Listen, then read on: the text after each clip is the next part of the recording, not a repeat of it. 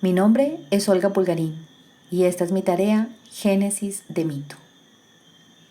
Este video forma parte del homenaje a la revista Mito y en él se pretende tocar algunos aspectos importantes de los antecedentes de esta publicación, eventos del contexto político, cultural y literario del acontecer colombiano de la época, así como algunos de los escritores que presentaban sus obras en este periodo y las publicaciones que pudieron llegar a inspirar su creación o enriquecer su contenido.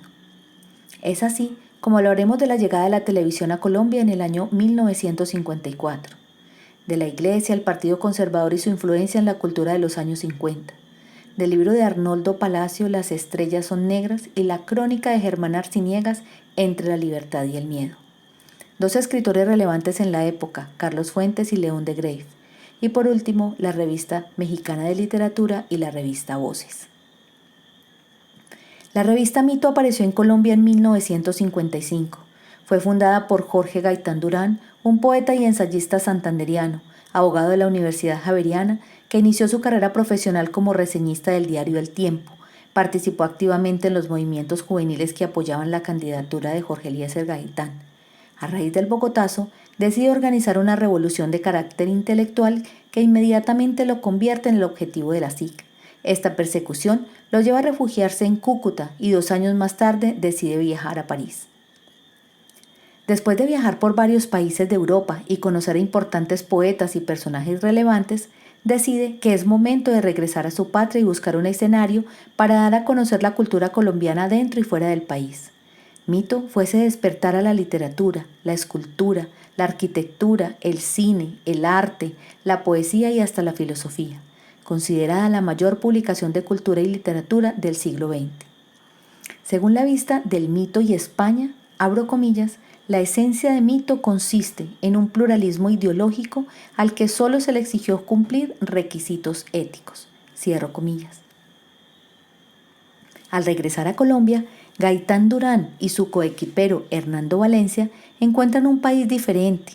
Una vez terminada la llamada violencia y a mediados del gobierno del general Rojas Pinilla, Colombia pasaba por un buen momento económico. La bonanza cafetera dio paso a la modernización, enmarcada en la aparición de inventos tecnológicos como el teléfono monedero y la televisión. Después de que el general Rojas Pinilla conociera este invento durante su estadía como agregado militar en la Alemania nazi, con equipos traídos de Alemania y Estados Unidos y la ayuda de técnicos cubanos, se inaugura la televisión en Colombia el 13 de junio de 1954. La primera emisión se abrió con el himno nacional, un discurso del presidente, un musical y la adaptación del Niño y el Pantano, un cuento de Bernardo Romero Lozano. Esta nueva oferta implicaba no solo un cambio en el consumo de los colombianos, también un nuevo aire para la cultura del país. En Colombia, los colores rojo y azul definían la afiliación política de las personas. El azul ligado al Partido Conservador y este a su vez a la Iglesia Católica. El color rojo, el del logo de Mito, dio una clave clara de cuál sería su inclinación ideológica. Durante la década del 50, el gobierno de Laureano Gómez le dio a la Iglesia un lugar privilegiado, inclusive poniendo restricciones a las organizaciones religiosas no católicas. De acuerdo con la revista Senderos Pedagógicos en su artículo El proyecto cultural de la revista Mito, el primer número de Mito incluyó una traducción inédita sobre el Marqués de Sade y recibiendo así una clara reacción de la Iglesia en donde ponía en duda la moral pública de la revista.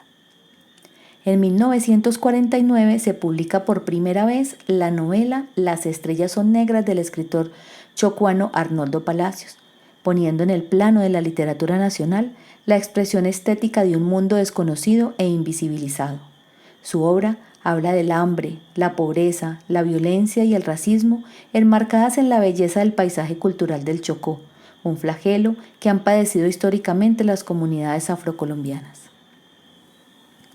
En 1952 se publicó en México Entre la libertad y el miedo, un extraordinario libro escrito por el político, diplomático y periodista colombiano Germán Arciniegas, una obra que relataba la relación entre el miedo de la gente y la permanencia de las dictaduras.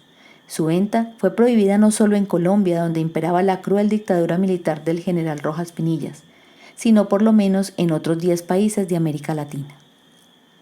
Carlos Fuentes fue uno de los referentes y escritores latinoamericanos más importantes del siglo XX, además de un apasionado por la política, las artes plásticas, la historia y la pintura.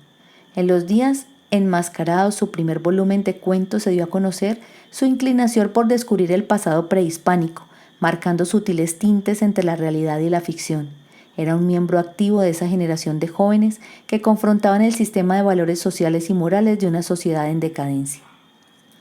Otro de los referentes de la época fue el poeta antioqueño León de Greiff, quien formó parte de los grupos Los Pánidas y Los Nuevos, que publicaban revistas literarias y artísticas. Fue allí donde dio a conocer su poema La balada de los búhos, considerado un sobresaliente escritor lírico, experimental, de un excelente dominio léxico. La revista literaria y cultural Voces fue fundada en Barranquilla en 1917. Se publicaba cada 10 días. Contenía secciones de críticas y comentarios. Aunque su principal enfoque era el literario, también se encontraban notas de filosofía y reseñas biográficas sobre importantes autores. Ellos se autodenominaban Revista de Ciencias, Letras y Artes. Esta publicación no solo fue la antecesora de futuras revistas de su mismo género, también constituyó un eje literario importante entre Medellín y Barranquilla. Finalmente, la Revista Mexicana de Literatura, que apareció al tiempo que Mito en 1955. Fue considerada como el territorio de la nueva élite intelectual.